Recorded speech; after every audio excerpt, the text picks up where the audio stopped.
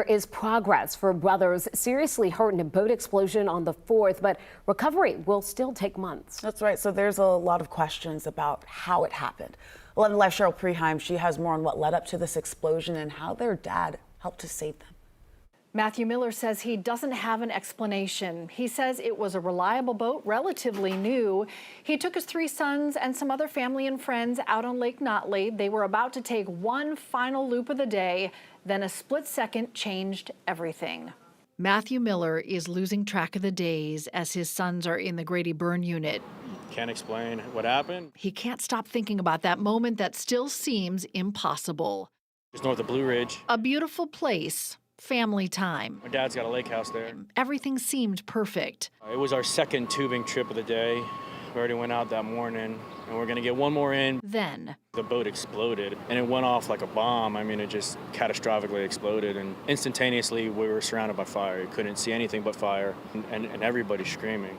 He says most of the kids jumped into the lake, but he had to save his 2 older sons. They were surrounded by fire right next to the engine. He pulled them out and threw them into the water, a strength he says was not his alone. I don't know how else to explain it other than something allowed me to get my boys out of there, allowed us to get out of there alive and safe. All survived, but there is a long, hard fight ahead. Aiden is 20, having a skin graft. His younger brother, Isaac, is the most seriously hurt. He's 17, just graduated from high school. He has burns over 80% of his body. He endured like over a 6-hour surgery, which was crazy. It could be 6 months at Grady. The youngest brother, James, is 10. He's home now with burns on both legs. I've been boating for 25 years, and my dad boat was a good boat. Nothing makes sense. The future is uncertain, but the Millers choose to be grateful and hopeful. Glad we're all alive. Another reason to be grateful, that explosion happened right after they got gas, so they were still in a cove. A lot of people saw the explosion. Some got on jet skis and rescued his sons who were too badly burned to swim.